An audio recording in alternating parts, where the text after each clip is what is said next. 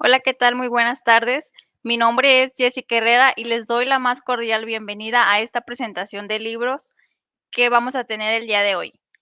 Estos libros tienen por nombre Experiencias y tendencias en innovación digital en espacios educativos. Y el siguiente tiene por nombre Proyectos de innovación educativa con realidad aumentada. De los autores, el maestro Antonio González Grez, quien nos acompaña desde Chile, y la doctora Ruth Toro Álvarez, quien nos acompaña desde Venezuela.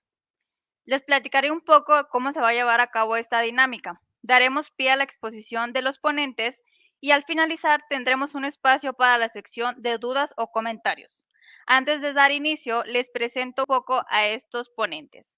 El maestro Antonio es doctorante de la tecnología educativa en Magíster en educación basada en competencias, investigador alterno del Grupo de Investigación Didáctica de la Universidad de Sevilla, director de la Unidad de Innovación Digital, académico e investigador de la Universidad de Playa Ancha, miembro Fellow de la Cátedra UNESCO ICD de UNESCO, embajador EdChat de Geniali, Eonia Learning y pionero en New Park, miembro Red Cat Chile e integrante de la mesa TIC en FIT, vinculado al Centro de Innovación Mineduc en enlaces del Ministerio de Educación del Gobierno de Chile y consultor de tecnología educativa para la UNESCO. También tenemos a la doctora Ruth Toro Álvarez, que cuenta con un doctorado en Ciencias de la Educación y un postdoctorado en Gerencia de la Educación Superior.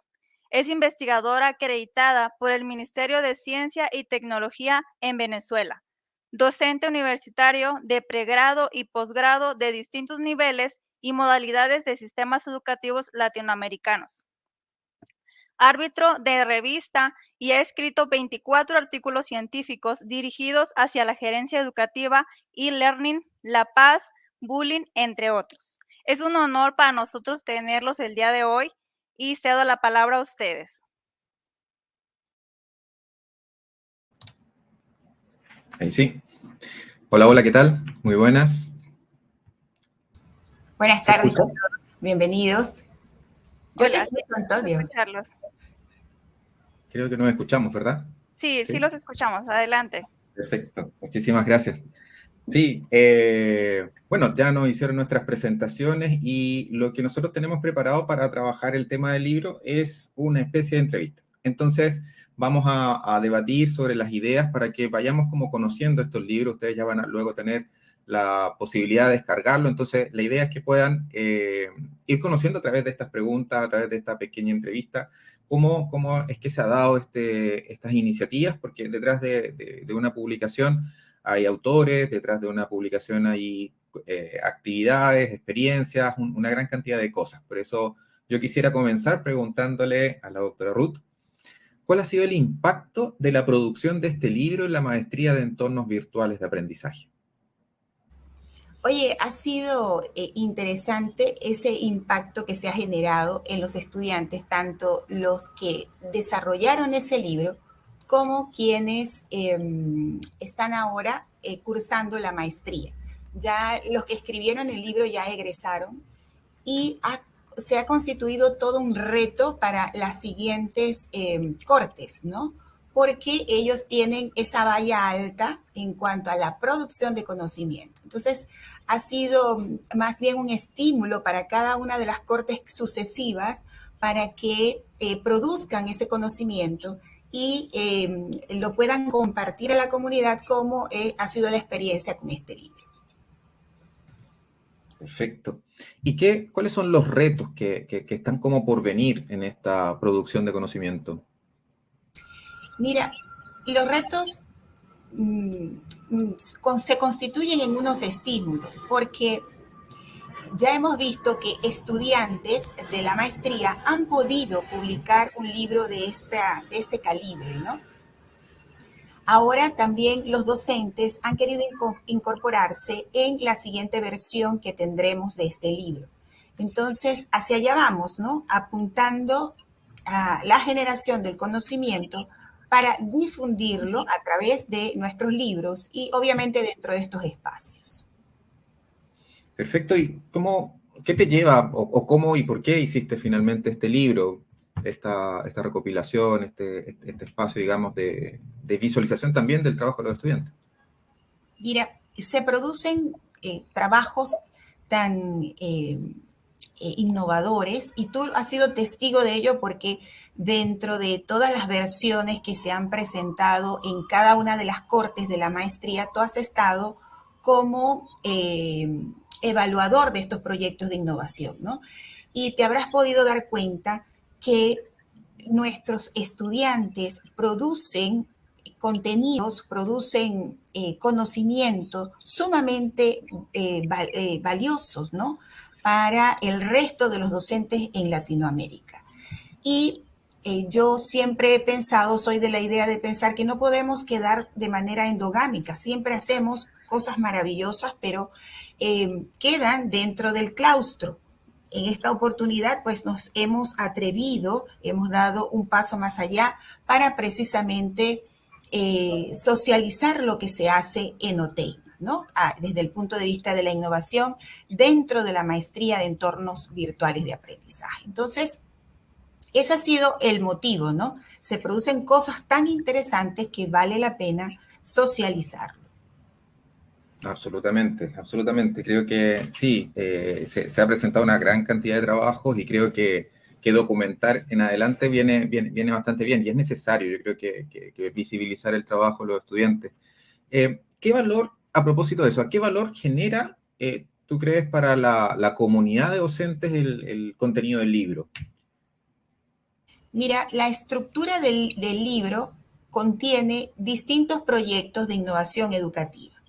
Comenzando por realidad aumentada, están con realidad virtual, hay proyectos con inteligencia artificial, bien, hay proyectos TIC en el aula, hay una gama de proyectos interesantes que incluyen hasta el recurso que se necesita para la implementación, incluye los costos, bien, que la inversión que hay que hacer para poder generarlo o trasladar ese conocimiento o esa experiencia en otros escenarios.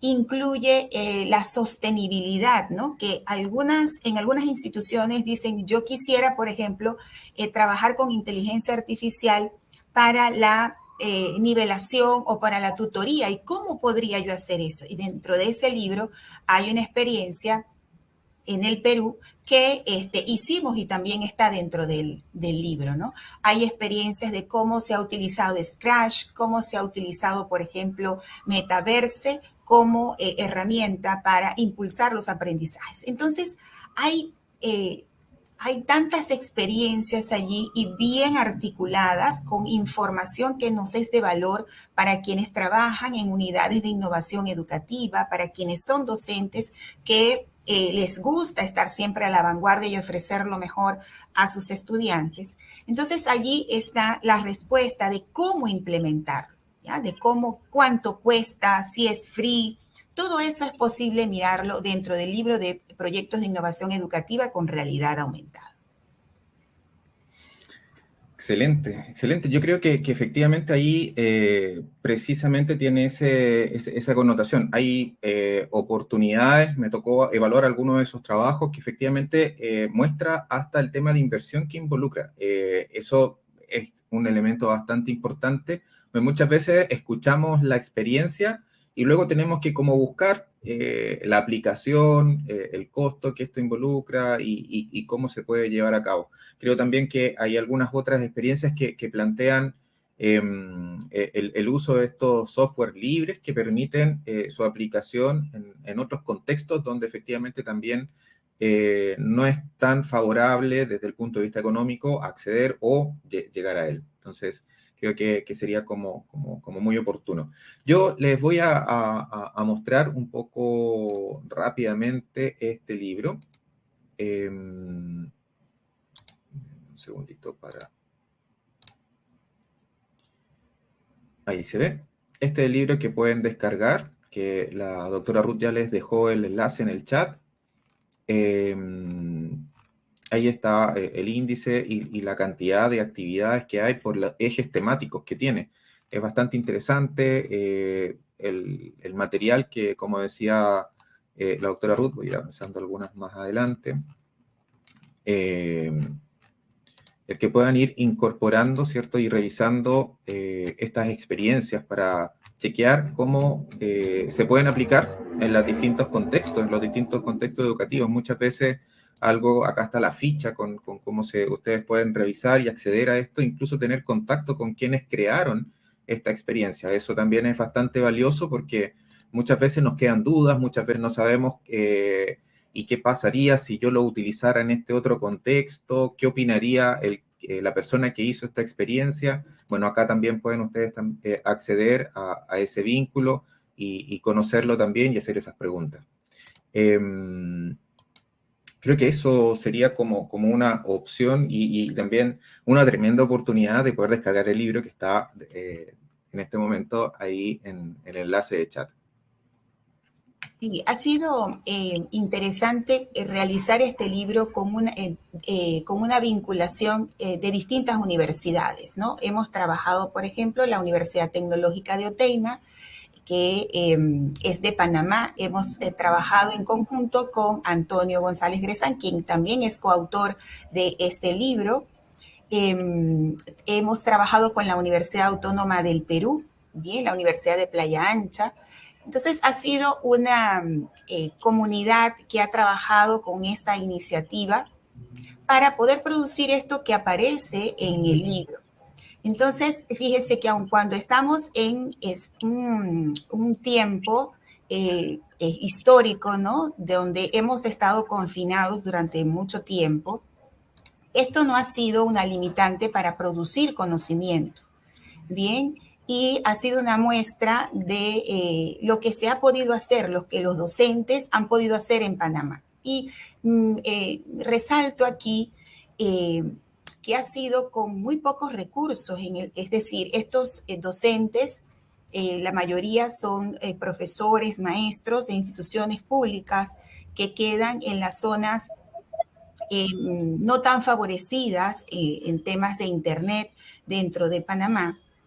Y con todo y ello, se han reinventado, han hecho una reingeniería de procesos, ¿no? Desde todo punto de vista, para poder encaminar los aprendizajes de los estudiantes y que ellos no se levanten en estos 3 años que prácticamente hemos estado, casi 3 años en confinamiento, pero no ha sido un freno para la producción del conocimiento. Entonces yo quiero aprovechar este espacio para nuevamente felicitar a estos estudiantes que eran estudiantes, ahora son egresados de la maestría en entornos virtuales de aprendizaje, ¿no?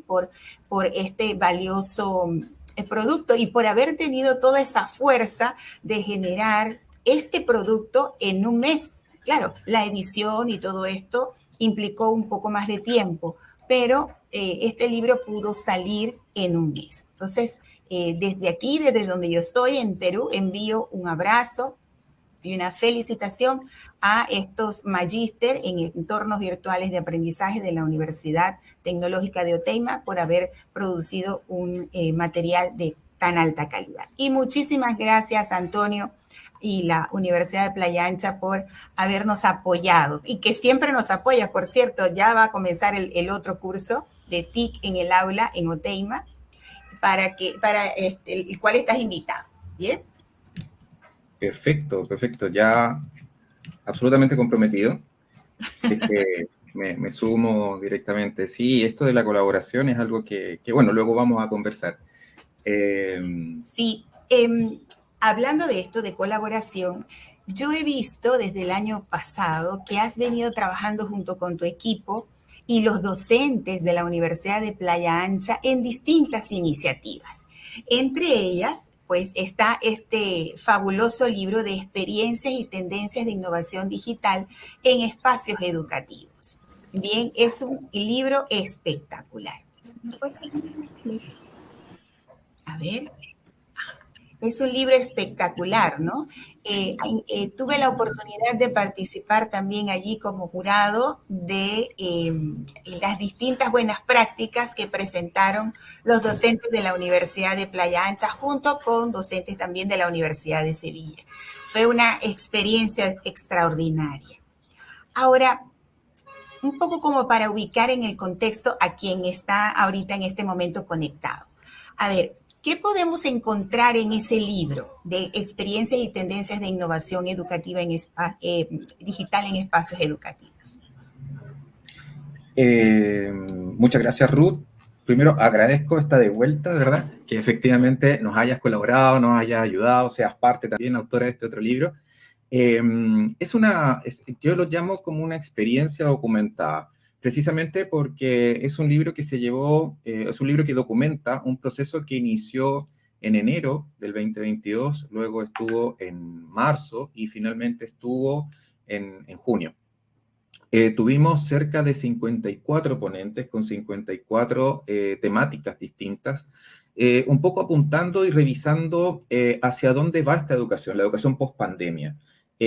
Un efecto que muchas veces, y que lo hemos estado viviendo este 2022, que pareciese ser que el 2020, el 2021 aprendimos bastante el uso de tecnología, pero de pronto el 2022 en esta vuelta como que nos ha dejado un poco en una vuelta hacia el 2019, como que hemos evitado, digamos, seguir utilizando esta tecnología. Y la verdad es que eso sería un retroceso. Entonces, este libro plantea un poco hacia dónde apunta esto. Plantea también experiencias de académicos de distintos lugares.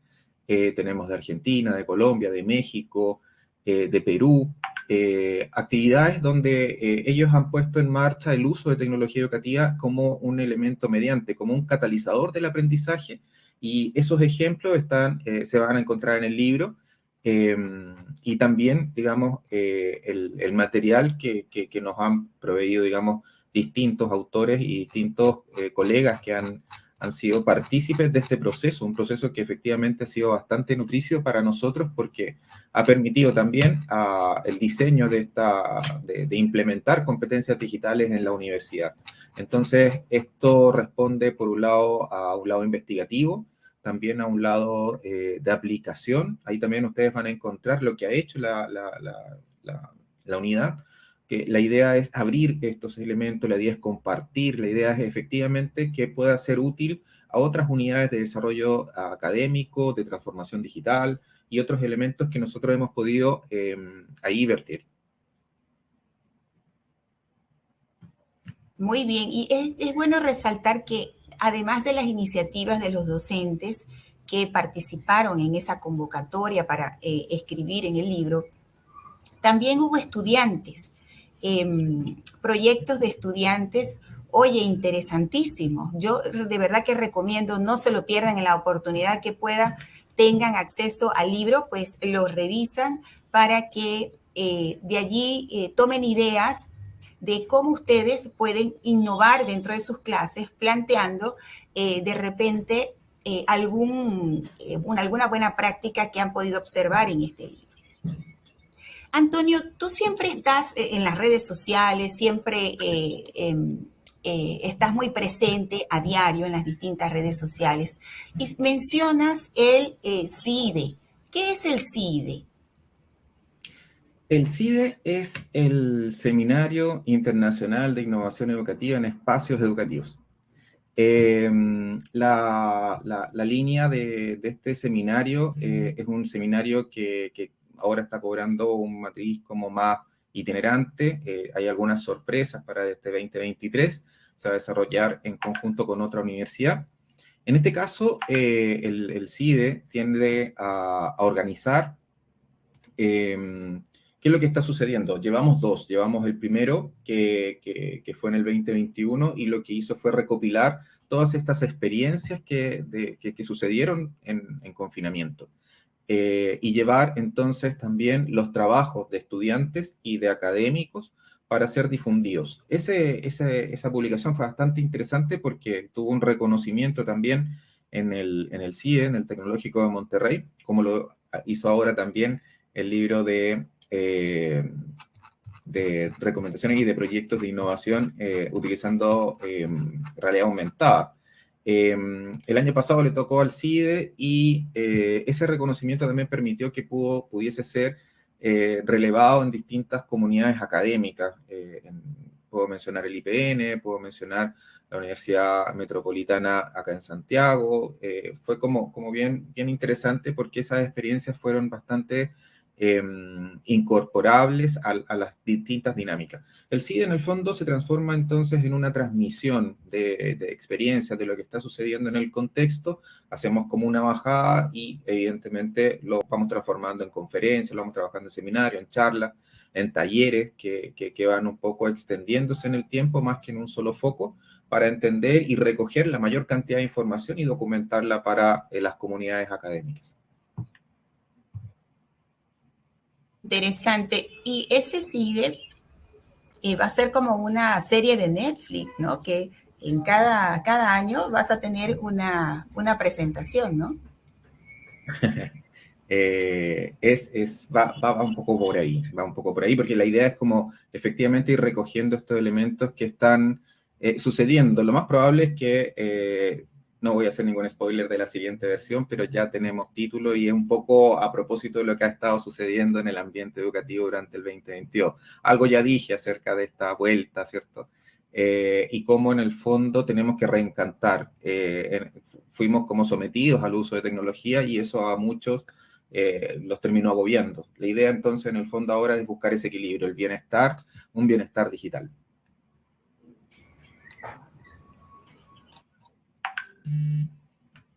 Ahora, ¿cómo ves la medición de la tecnología digital en los procesos de aprendizaje? Tú has venido trabajando con la comunidad, no recuerdo ahorita, 2.0 se llama, recuérdamelo por favor. Tú trabajas... Competencia digital cero. Competencia digital cero. Tú trabajas en esa comunidad y estás en permanente revisión de las competencias digitales del docente. Pero, ¿cómo ves la medición de la tecnología digital en los procesos de aprendizaje? Yo creo que esto va en aumento. La dinámica del contexto educativo está como anclándose en elementos bastante particulares. Yo creo que hoy día hay tantos aspectos que está tocando algo que tú mencionabas. La inteligencia artificial hoy día está tocando o llegando a unos bordes bastante complejos, desde lo ético, complejos también desde los elementos que incluso ya se pueden manejar. Hay algunas malas prácticas también en el uso educativo de estas tecnologías. Por lo tanto, para poder lograr mediar con estos espacios, es muy necesario que el mundo educativo, que los profesores, que las instituciones y también los gobiernos comiencen a tomar con mayor ahínco, con mayor esfuerzo, este tema de vincular y de entender el contexto digital, porque en el fondo eso impacta de manera directa en los estudiantes, y es decir, se van generando estas brechas cuando los docentes no manejan estas herramientas para el desarrollo de competencias digitales, de destreza, y finalmente los estudiantes quedan con algunos saberes no desarrollados en su etapa de desarrollo escolar y luego obviamente en la educación superior. Es muy necesario que hoy día tomemos esto con mayor responsabilidad. Los ejemplos son bastante elocuentes. Tenemos el tema en España, por ejemplo, cómo se está trabajando a nivel gubernamental el tema de la competencia digital. Hay algunas complejidades que se han desarrollado en torno a esto, pero en el fondo o el denominador común es que efectivamente las comunidades están de alguna manera atendiendo esta necesidad. En Perú también la competencia 28, si no me equivoco, también contempla el desarrollo del profesor en los contextos de entornos virtuales. Entonces, efectivamente estamos en un proceso que debemos abordar esto con bastante responsabilidad, atendiendo lo que impacta finalmente, y que son los perfiles de egresos de nuestros estudiantes, que cuando se emerjan pueden estar en carencia de algunos conocimientos que les van a permitir desempeñarse mucho mejor en esta ciudadanía digital, que ya estamos en ella. Oye, tú estás en la red EdTech, tú perteneces a la red EdTech, ¿no? ¿Cómo ves la articulación del ecosistema universitario con esta red EdTech? Mira, las redes EdTech son particularmente muy interesantes porque efectivamente son todas estas empresas que se vinculan con la educación. Hay empresas que se vinculan en el desarrollo de software para LMS, otros para la evaluación, otros que van orientados a elementos más didácticos, otros a gamificación. Hay una gran gama de entidades que se denominan EdTech, que son todas estas empresas tecnológicas que desarrollan un tipo de software para acompañar y para apoyar un área específica de la docencia. Hay algunas que están orientadas como a la gestión, otras que están a la docencia propiamente tal, y hay otras que incluso están para apoyar el aprendizaje de los estudiantes. Este ecosistema tiene una gran ventaja en términos de que van trabajando con metodologías ágiles. Entonces, en la medida que van abordando nuevos desafíos, van incorporando estas nuevas tecnologías y van entregando nuevos productos. Y esa investigación también debiese ser acompañada o asociada, ¿cierto?, al mundo educativo. El espacio educativo requiere de bastante más conexión con esta red para poder estar en conocimiento de lo que está sucediendo. Y las EdTech también les resulta bastante más interesante tener a cuerpos de investigadores que puedan ir asociando estos temas. No todo es aceleramiento en el mundo de las EdTech, también se requiere saber cómo esto está impactando. Yo creo que esa asociatividad bien entendida, no trabajando para las EdTech, sino trabajando con las EdTech, efectivamente se pueden generar muchísimos. Nosotros acá queremos rescatar y destacar efectivamente el trabajo que desarrollamos con Genially. Genially es una entidad que en el fondo nos ayudó bastante en la primera versión y en la segunda versión de este mismo CIDE, y tiene protagonismo porque viene con sus embajadores, porque genera talleres, porque aporta también en el trabajo que van complementando a estos saberes digitales que muchas veces los docentes no tienen y que también ayudan a la motivación del estudiante. Hemos visto que en el caso de Javier, por ejemplo, que también es de Tech, porque hay varios que son integrantes pues, de esta red, han participado como jueces para valorar los trabajos, las buenas prácticas que realizaron los docentes de Playa Ancha y de la Universidad de Sevilla, específicamente para el libro, ¿no? Y ha sido un aporte valioso. Ellos siempre están prestos para colaborar, apoyar, y eso es valioso, ¿no? Que desde la figura institucional de una empresa que ha producido, por ejemplo, Genially, Nearpod, entre otros, ¿no? Que acompañen a este tipo de iniciativas, de estos seminarios, ¿no? Y de estas actividades para la difusión del conocimiento. Ahora, dentro del marco del CIDE, ustedes he visto que apoyan y somos honestos, ¿no? Ustedes nos han apoyado a nosotros para la publicación de nuestro libro, ¿no? Ha sido un trabajo colaborativo de cooperación, pero Playa Ancha ha sido realmente un bastión para el logro de esta meta que teníamos dentro de la Universidad Oteica. Ahora, el CIDE tiene un proceso importante de cooperación y de colaboración, ¿no? Del cual soy testigo. Ahora, ¿cuál fue el valor de la experiencia? Mira, yo creo que da justo en el clavo. Yo creo que hoy día los desafíos de la educación son tan altos, son tan grandes, son tan escalables también, que es muy difícil que una sola entidad los pueda resolver solas. Entonces, es muy necesario que esta red, este trabajo colaborativo y cooperativo se vaya dando en los distintos contextos. Es decir, la educación superior de pronto como que no conecta con la educación escolar y no conecta, por ejemplo, con la educación preescolar. Más allá de tener una carrera que conecte desde el punto de vista de las prácticas y eso, sino más bien cómo podemos abordar estos grandes desafíos. Efectivamente, cuando esperamos que nuestros estudiantes que lleguen a la educación superior tengan mayor autonomía, generen mayor procesos de autorregulación en su aprendizaje, eso tiene que estar conectado con los más pequeñitos. O sea, efectivamente, en el sistema preescolar, por ejemplo, se puede vincular en apoyo con las universidades el trabajo que hacen las educadoras con los padres, con los niños, con la escuela. Entonces se van generando círculos virtuosos de trabajo y que van acompañando luego dentro del proceso del sistema escolar con todo esto que se va desarrollando, con que la investigación no quede guardada dentro de las cuatro paredes, sino que se vaya como ampliando.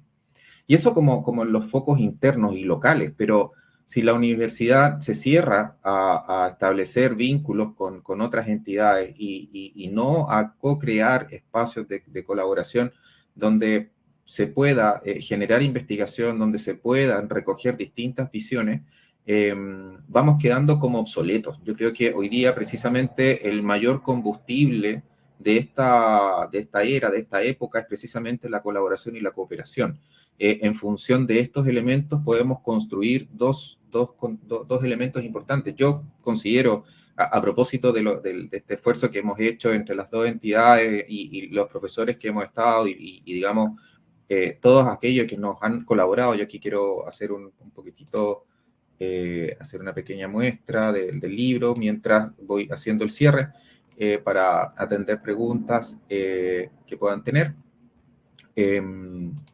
Hay una partecita que me gusta mucho y que es, ahí luego ustedes lo ven con mayor detalle. Este es un folleto del libro, porque el libro va a salir en unos días más, y entonces los vamos ahí hay un enlace que hemos compartido para que ustedes también se puedan suscribir. Pueden descargar este mismo folleto, que es el avance, y luego, si dejan su nombre y su correo electrónico, luego los vamos a contactar para enviarles el libro una vez que esté listo. Esto va a ser cerca o antes del 20. Entonces, todas estas personas que están acá, todos estos expertos, han podido colaborar, compartir sus experiencias de distintas temáticas. Ustedes van a ver ahí temáticas que son bien particulares, como la educación disruptiva, como aquellos elementos que promueven el desarrollo integral, no solamente el uso de tecnología. Esto está dividido en experiencias de innovación a partir de lo que hacen los estudiantes y también las tendencias de innovación, que son todos aquellos que participaron, estos 54 ponentes de este congreso. Y acá claramente ustedes van a ver las triadas pedagógicas, las presentaciones, el poder de la autoagogía. Agradecer enormemente en este momento a todos aquellos que hicieron posible esto, al equipo de la Unidad de Innovación Digital, a las colaboradoras, a Competencia Digital Cero, y a cada una de estas personas que están aquí y que van a estar presentes también en el libro, con sus datos, si ustedes los quieren contactar también, porque la idea es que vayamos generando esta red, que vayamos ampliando estos espacios. No podemos quedarnos en que vamos a solucionar solo los problemas de la educación. No, los problemas de la educación se van a solucionar siempre y cuando podamos ampliar estos espacios y poder conectarnos con otros. Acá, por ejemplo, hay personas que trabajan en la marca personal. Por acá hay personas que trabajan en el mundo de la seguridad informática. ¿Qué tiene que ver eso con la educación? Pues claro, hoy día efectivamente tenemos que ser cuidadosos de nuestros datos y ser responsables de lo que hacemos. Y evidentemente esta conexión también nos va ayudando a este tipo de construcción. Una co-construcción que efectivamente se va a generar siempre y cuando tengamos esa apertura, bajemos las barreras de esos miedos en que la empresa con la universidad no se pueden conectar. Sí, se pueden conectar. ¿Y qué pueden generar? Pueden generar espacios de aprendizaje para las distintas comunidades. ¿Cuáles son los beneficios que tiene una y cuáles son los atributos que tiene otra? Y en esa conexión y en esa forma de trabajar colaborativamente, efectivamente se van generando estos espacios. Hoy día estos dos libros incluso son parte de esa red. Es difícil poder compilar, poder ordenar y producir libros en estos contextos que todo va pasando muy rápido. Entonces, si lo hacíamos solo, nunca habríamos podido tener esta publicación. Y aquí también agradezco a la Universidad de Sevilla, quien nos ayudó en la edición. Y en el fondo a la Universidad de IMA también, los saludos. Se nos pueden quedar mucha gente abajo, pero es precisamente la red que van a ver en el libro la que hace posible que podamos tener este nivel incluso de producción. Muchas gracias, maestro. Agradecemos a ambos por la presentación de estos libros.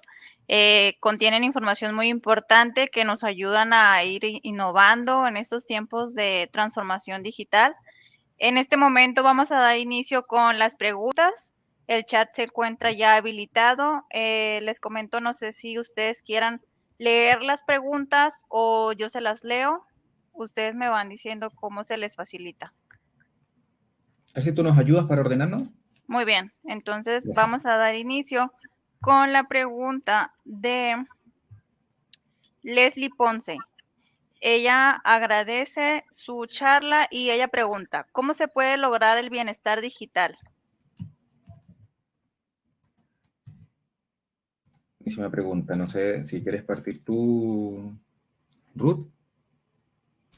Mira, bienestar digital tú lo mencionaste hace rato, ¿no? Definitivamente todos tenemos un compromiso dentro de estos espacios.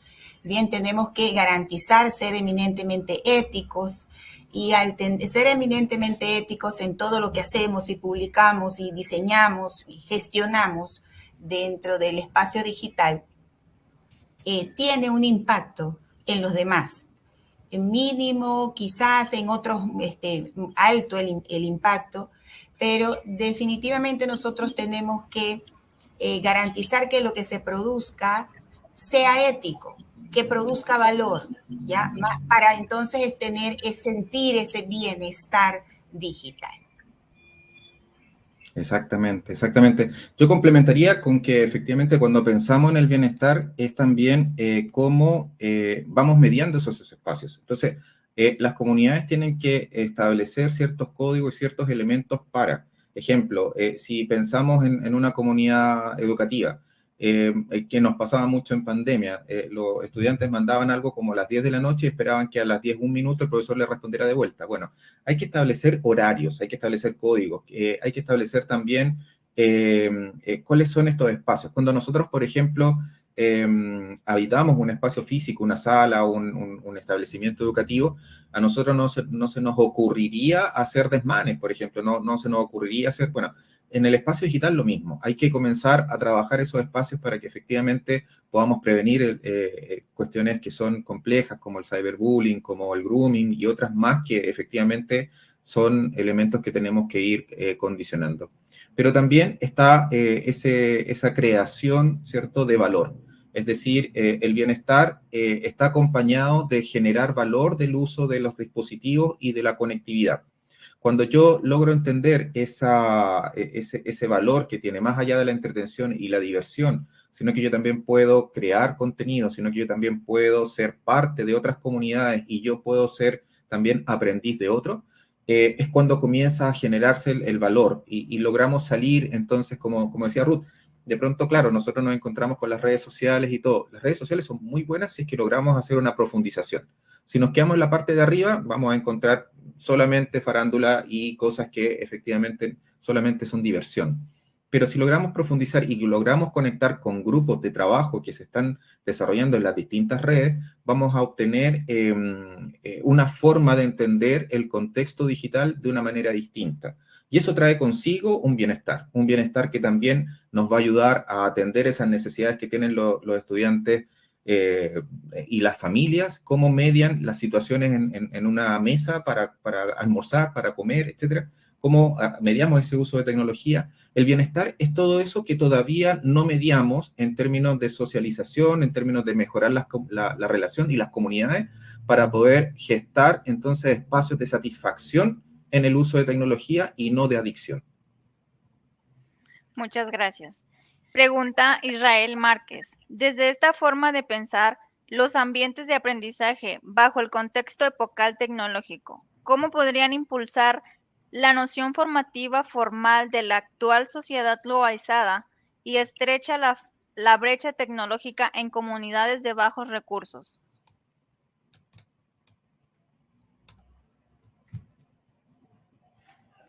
Ruth. Sí, lamentablemente esta brecha siempre va a existir. lo que debemos buscar es que ésta sea minimizada lo más rápido posible. Bien, siempre habrá brecha por diferencias generacionales, por el tema económico también, la falta de recursos, la falta de internet en algunos sitios, ¿no?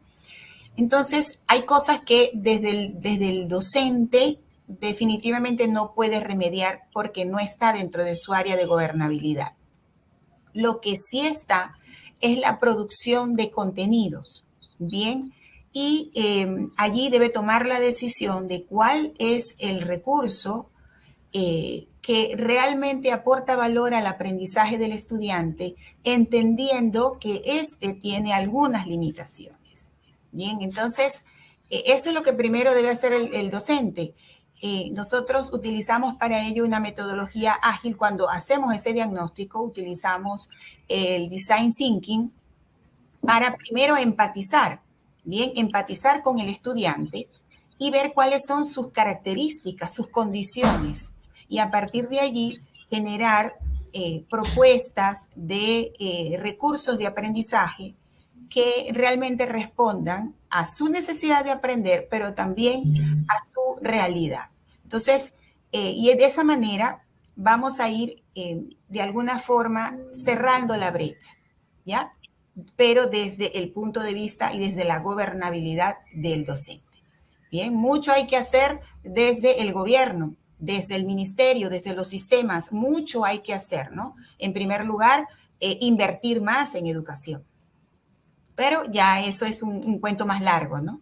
Pero sí, a todos desde nuestra gobernabilidad como docentes, pues desarrollar propuestas de aprendizaje para los estudiantes que tengan pues esas dificultades y no dejarlos por fuera. Sí, sí, yo creo que la pregunta de Israel es tremenda pregunta y nos daría para un evento solo de la pregunta. Es bastante poderosa en términos de cómo podemos impulsar esa noción formativa. Creo que efectivamente es eso. Yo creo que el gusto por aprender y un poco lo que decía en el contexto anterior. Hay distintas comunidades que están apoyando el trabajo en red y dar valor a estos elementos. Es cierto que no toda la población está conectada, pero en estos 2 años, o en estos 2 últimos años, los indicadores muestran que efectivamente se ha aumentado la conectividad, incluso en los lugares más vulnerables de Latinoamérica. El problema ya no es tanto de la conectividad o del uso de computadores. De hecho, hay un estudio del MIT que muestra que efectivamente la ausencia de computadores no es tan importante como si el alfabetismo en torno a sacar valor de estar en red.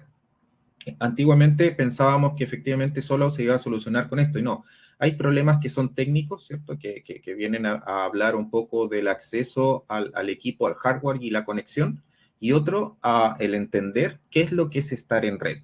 Entonces, si nosotros, hay muchas experiencias donde efectivamente en Latinoamérica se han distribuido, han hecho esfuerzos grandes las instituciones, los gobiernos, repartir tablets, repartir computadores, pero no va acompañado de un buen proceso de valorización del recurso. Esto quiere decir que en el fondo tenemos que entender que la dinámica de la exploración hacia un aprendizaje en red es un elemento muy importante porque más que nunca en toda la historia de la humanidad estamos en posesión de acceder al conocimiento bastante más libre de lo que era hace un tiempo atrás. Y eso entonces cobra un valor y un sentido distinto. Y eso también es muy pertinente. Nosotros también, si revisamos un poco la estadística de lo que pasó el 2020, incluso el 2021, cuando se repartieron estas tarjetas o se repartieron algunos accesos a Internet, los usos que se le dieron fue de entretención, cuando esos recursos se habían previsto para que efectivamente se pudiera acceder a los recursos que estaban planteando el sistema escolar en términos generales. Entonces, tiene que ver un poco con tomar conciencia, y eso yo creo que es un nivel también que va desde las familias para poder ir evitando cada vez más un proceso que al parecer sigue siendo un elemento común en Latinoamérica, y es la orfandad digital. O O sea, los chicos nacen y están mediados por tecnología. Esa etiqueta de los nativos digitales que aparentemente pareciese ser que vienen con un chip incorporado, la verdad es que no lo es así. Cuando tienen que resolver algo, efectivamente se les complejiza mucho el escenario, porque están adaptados con esas destrezas, porque viven y nacen en un mundo digital. Pero lo que no se hace en el fondo es que ni la familia ni el sistema escolar los prepara para un uso adecuado, y un poco lo conecto con la respuesta anterior, para generar bienestar en red. Mientras no tengamos ese proceso incorporado dentro de nuestra praxis, de nuestro currículum, de nuestras políticas educativas, va a ser muy difícil que podamos abordarlo.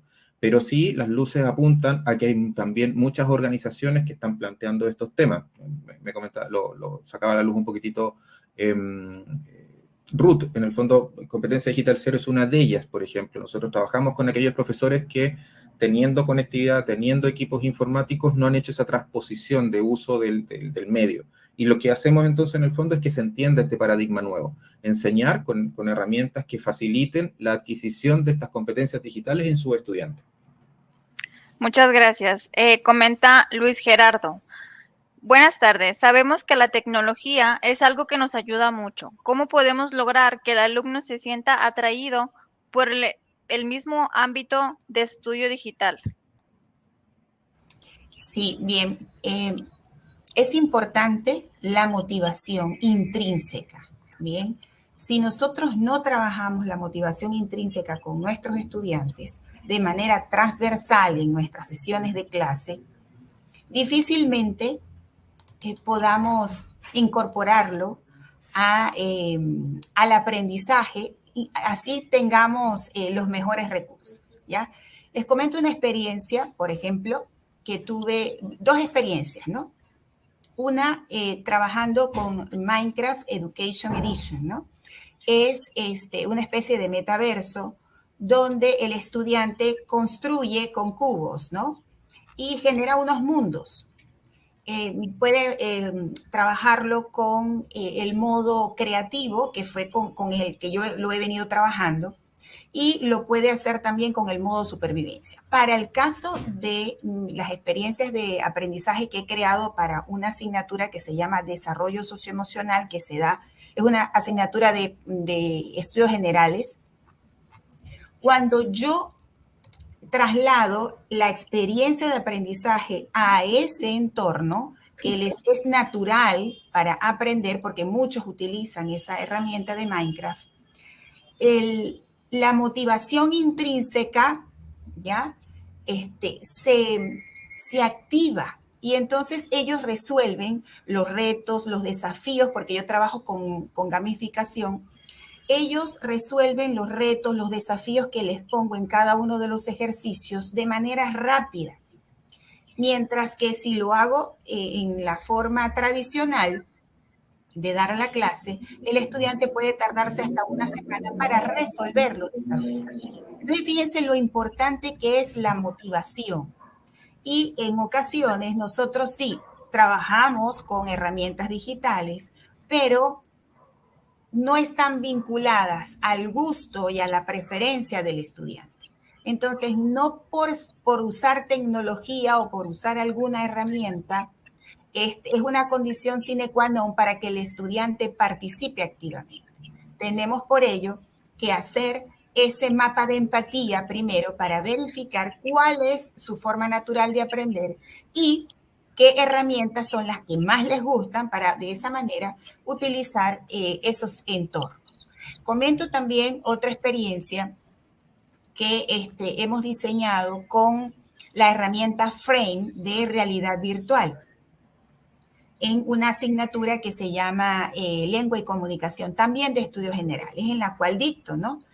Y los estudiantes históricamente se tardaban una semana en completar el desafío porque era demandante, ¿no? Para realizar esa actividad. Y utilizando esta herramienta, ellos resolvieron el reto en hora y media. Es decir, claro, yo tuve que trabajar con el Flipped Learning o aprendizaje invertido, con una actividad previa y luego cuando venían a la clase presencial, ellos tuvieron que desarrollar todos los desafíos que implicaba hasta el final, el producto final, la redacción de textos que cumplieran con unas estrategias que se les solicitaba. Entonces, fíjense, ellos lo hicieron en hora y media, cosa que en otros, de la manera tradicional, se tarda más o menos una semana. Entonces, fíjense que lo que hay es que buscar y hacer ese mapa de empatía para verificar qué les gusta, qué herramientas utilizan, qué entornos o qué redes sociales utilizan, para de esa manera plantear la experiencia de aprendizaje. Excelente, Muchas sí. gracias. Adelante, maestro. No, es cortito. Sí, yo creo que en el fondo, junto con todo lo que ya nos comentó Ruth, la clave está en esta figura, que esta motivación intrínseca, ¿cierto? Se proyecta en lo extrínseco cuando también logro poder conectar con aquello que mueve al estudiante. Hablaba también Ruth acerca de esta utilización del design thinking y entender que el primer proceso es de empatizar con el estudiante. Por lo tanto, desde ahí hay que recabar qué es lo que quiere, cuáles son los elementos que más lo mueven. Y esa es también parte de un proceso de personalización. La figura estandarizada creo que cada vez más cruje un poquitito más porque efectivamente el contexto en el que nos movemos está todo personalizado. Nosotros vamos a ver un programa y lo vemos en YouTube y nosotros vemos el perfil, ya nos aparecen videos que están asociados a nuestros gustos, lo mismo en Netflix, que decir de Spotify, donde yo puedo crear mis listas y las puedo crear con otros usuarios. Todo el contexto hoy día, mediado por tecnología digital, nos lleva a distintos tipos de aprendizaje. El aprendizaje no sucede solamente dentro de cuatro paredes, sino que también sucede en la vida cotidiana. Y ese otro aprendizaje que llamamos, ¿cierto?, aprendizaje no formal o informal, que el que se va dando cotidianamente con el uso e interacción de estas tecnologías, hay que llevarlo al aula y hay que rescatarlo como un elemento que también permita la personalización. No es necesaria una gran cantidad de tecnología para eso es a ratos un mito. Nosotros podemos hacer personalización con técnicas, con didácticas, con metodologías que van a permitir que los estudiantes vayan reconociendo sus capacidades en las distintas áreas disciplinares del saber. Entonces, por ahí la figura creo que complementa todo esto que nos comentó la doctora Ruth, también guarda relación con esta capacidad de personalización, pensando en lo que está sucediendo en su contexto. Gracias. Aún tenemos un poco de tiempo para esta última pregunta de Irving. Él pregunta, ¿cómo se podría tratar respecto a la educación básica la transición a realizar tarea a través de dispositivos móviles en Internet sin que los niños y adolescentes sean arrastrados por las tendencias de redes sociales? Porque pareciera que hoy en día dedican 6 horas a lo viral y 1 hora a la tarea en casa. Sí, ahí hay que trabajar con hábitos, definitivamente. Hay que trabajar con hábitos, con disciplina, ¿no? Pero sin olvidar que el teléfono no es un enemigo, ¿bien? No es un enemigo del aprendizaje, sino que debe constituirse en un apoyo. Indiscutiblemente ellos van a manejarlo para atender sus redes sociales. ¿Por qué no hacerlo? Pero lo que debe privar al momento de la clase es el uso del celular para apoyar, por ejemplo, visitar una biblioteca virtual, bien para descargar un libro, descargar algún contenido, escuchar un libro, que todo eso es posible, bien. Entonces, lo que hay es que utilizar el recurso y darle las orientaciones necesarias y trabajar en los hábitos. Y eso es desde la casa y desde la escuela. Exactamente, creo que ahí hay parte de ese bienestar que conversábamos hace un momento atrás. Y también chequear que en el fondo hay unas cosas ahí que nosotros no nos gusta reconocer, pero nosotros también somos ejemplos de nuestros estudiantes y por lo tanto también tenemos que ser capaces de autogestionar el uso de tecnología. Ahí también es importante no solamente la responsabilidad del estudiante, sino también la nuestra. Y cuando los estudiantes tienen motivaciones de generar algún tipo de elementos importantes, también hay herramientas que lo permiten. Hay herramientas que permiten, por ejemplo, generar en una sola cápsula todos los elementos que son o que van a estar disponibles para el estudiante y resolver la temática que se le plantea. Pero también está la capacidad, ¿cierto?, de ir identificando procesos en los cuales poder el aprender sea parte de un proceso que lo va a acompañar toda la vida. Entonces, uno de los elementos importantes acá, esto podría ser eventualmente, antiguamente con revistas, con libros, con mucha entretención de distintos tipos. Yo creo que por ahí también va, no solamente es más fácil hoy día acceder, es cierto, pero también está en una mediación familiar respecto de cómo estamos apuntando al uso de estas tecnologías, qué es lo que esperamos de ellos y cómo esperamos también tener esa corresponsabilidad entre las familias y el sistema educativo de aportar valor al uso de la tecnología desde una perspectiva de un uso responsable y no una adicción como efectivamente nos pasa muchas veces que finalmente se transforma en una adicción porque no tenemos esos niveles de autocontrol. Y de aquí a futuro yo creo que todas las profesiones, todas las áreas del saber van a estar en constante conexión con estos ambientes para poder recoger el conocimiento de frontera y poder actuar en consecuencia. Entonces, lo importante acá, creo que, como decía la doctora Ruth, es este tema como de la disciplina, pero que apunta entonces a esa responsabilidad. Educamos a nuestros chicos a cruzar la calle, a comportarse bien en ciertos espacios y todo, pero ahora también se nos adosa un elemento nuevo, cómo nos comportamos con el uso de tecnología y cómo hacemos que ese uso de tecnología sea en beneficio nuestro y no juegue en contra. Agradecemos su participación y con esta última pregunta damos por finalizada la presentación. Sin antes volverles a agradecer y esperamos contar con su presencia en los próximos eventos.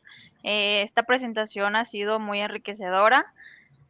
Nos han presentado temas importantes y que nos están ayudando a aprender más. Agradecemos también a todos los asistentes por su participación y los invitamos a la siguiente conferencia magistral que está a punto de comenzar, que tiene por nombre el nuevo perfil profesional en las empresas de vanguardia. Muchas gracias. Muchas gracias a ustedes, que estén muy bien. Gracias a todos. Hasta luego.